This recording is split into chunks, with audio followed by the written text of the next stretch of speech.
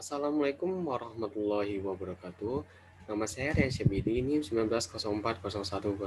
Di sini saya akan mempresentasikan tentang Principles of Management yang di unit 1, tinjauan manajemen. Menurut Harold Reynolds, manajemen adalah seni menyelesaikan sesuatu melalui dan dengan orang-orang dalam kelompok yang terorganisir secara formal. Ini adalah seni menciptakan lingkungan di mana orang-orang dapat tampil dan individu serta dapat bekerja sama untuk mencapai tujuan kelompok. Tingkatan manajemen. Ada tiga tingkatan manajemen.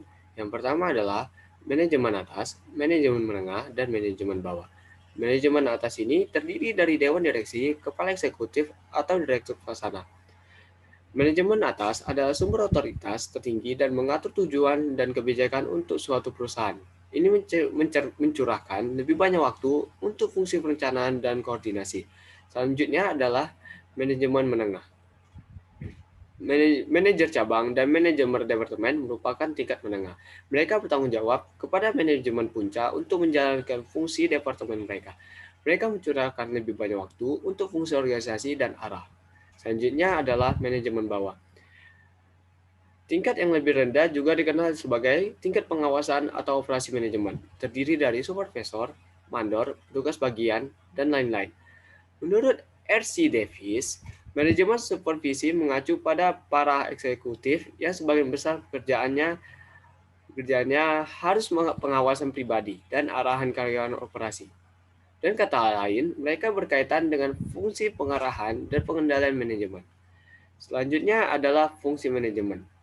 Manajemen telah digambarkan sebagai proses sosial yang melibatkan tanggung jawab untuk perencanaan dan pengaturan operasi yang ekonomis dan efektif dari suatu perusahaan dalam memenuhi tujuan yang diberikan.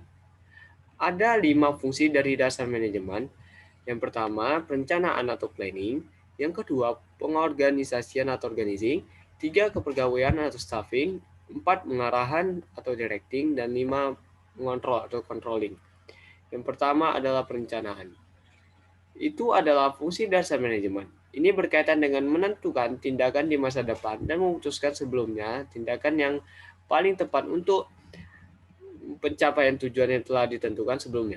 Menurut Coach, perencanaan adalah memutuskan sebelumnya apa yang harus dilakukan, kapan harus melakukan, dan bagaimana melakukannya.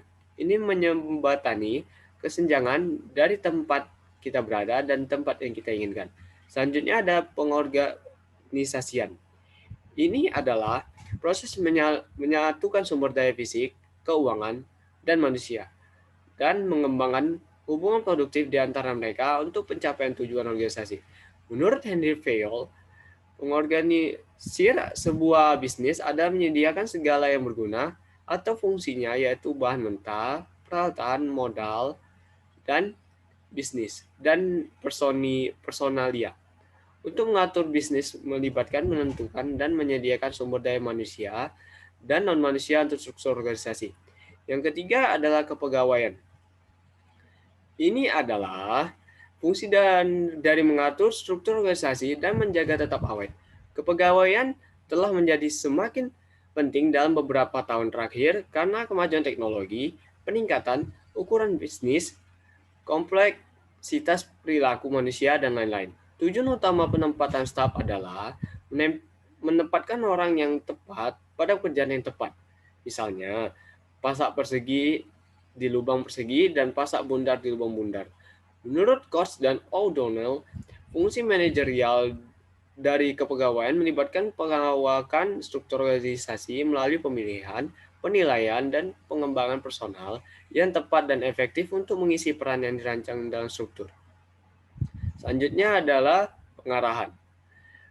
Ini adalah bagian dari fungsi manajerial yang menggerakkan metode organisasi untuk bekerja secara efisien untuk pencapaian tujuan organisasi.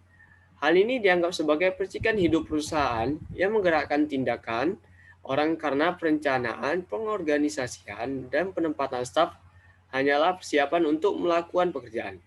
Arahannya adalah aspek inner personalia dari manajemen yang berhubungan langsung dengan mempengaruhi, membimbing, mengawasi, memotivasi bawahan untuk pencapaian tujuan organisasi. Selanjutnya adalah mengontrol.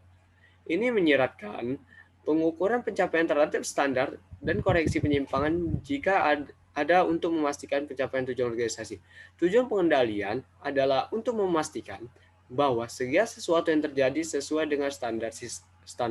Sistem kontrol yang efisien membantu memprediksi penyimpangan sebelum benar-benar terjadi. Selanjutnya adalah peran manajer. Peran manajer menurut Henry Nisberg mengidentifikasikan 10 peran berbeda dipisahkan menjadi 3 kategori. Kategori yang dia definisikan yang pertama adalah peran interpersonal. Peran ini seperti namanya melibatkan orang dan tugas seremonial lainnya. Yang pertama itu pemimpin. Pemimpin bertanggung jawab atas penempatan staf, pelatihan, dan tugas terkait. Lalu kepala gambar, ini tugasnya kepala simbolis organisasi. Selanjutnya penghubung, yaitu menjaga komunikasi antara semua kontak dan informan yang membentuk jaringan organisasi. Selanjutnya adalah peran informasi. Kategori ini memiliki 3 peran, yaitu monitor, penyebaran, dan juru bicara. Monitor secara pribadi mencari dan menerima informasi untuk dapat memahami organisasi. Penyebar mengirim semua informasi impor yang diterima dari pihak luar ke anggota organisasi. Lalu juru bicara, berlawanan dengan peran di atas. Di sini manajer menyampaikan rencana, kebijakan, dan tindakan organisasi kepada pihak luar. Selanjutnya adalah peran putusan. Kategori ini memiliki 4 peran, yaitu pengusaha, negosiator, sources allocator, dan distribution handler. Pengusaha yaitu dia mencari peluang. Pada dasarnya mereka mencari perubahan, menanggapinya, dan mengeksploitasinya. Negosiator mewakili organisasi pada negosiasi besar.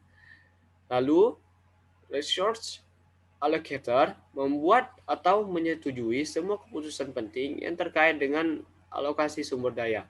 Lalu, yang terakhir, distributor handler. Ini bertanggung jawab atas tindakan korektif saat organisasi menghadapi gangguan. Selanjutnya yang keenam, faktor organisasi dan lingkungan. Jenis organisasi bisnis, yang pertama adalah kepemilikan tunggal, kemitraan, korporasi, perusahaan saham gabungan, perusahaan publik, dan perusahaan pemerintah.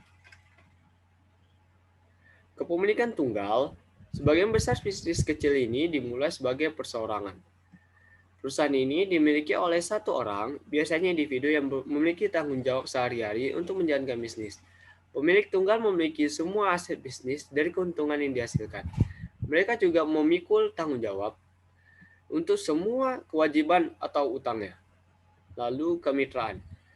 Dalam kemitraan, 2 orang atau lebih berbagai kepemilikan atas satu bisnis, seperti kepemilikan. Hukum tidak membedakan antara bisnis dan pemiliknya. Mitra harus memiliki perjanjian hukum yang menetapkan bagaimana keputusan akan dibuat. Keuntungan akan dibagikan, perselisihan akan diselesaikan, bagaimana masa depan akan diterima dalam kemitraan, bagaimana mitra dapat dibeli, atau langkah apa yang akan diambil untuk membubarkan kemitraan bila ini diperlukan. Selanjutnya adalah korporasi. Korporasi yang disewa oleh negara tempat ia berkantor pusat dianggap oleh hukum sebagai entitas yang unik, terpisah dari pemiliknya.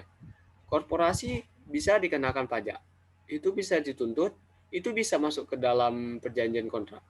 Pemilik korporasi adalah pemegang sahamnya. Pemegang saham memilih dewan direksi untuk mengawasi kebijakan dan keputusan bersama. Selanjutnya adalah perusahaan saham gabungan. Perusahaan saham gabungan. Sumber daya keuangan yang terbatas dan beban risiko yang berat terlibat dalam kedua bentuk organisasi sebelumnya telah menyebabkan pembentukan perusahaan saham gabungan yang memiliki dilutif terbatas. Modal dikumpulkan dengan menjual saham dengan nilai berbeda. Orang yang membeli saham disebut pemegang saham.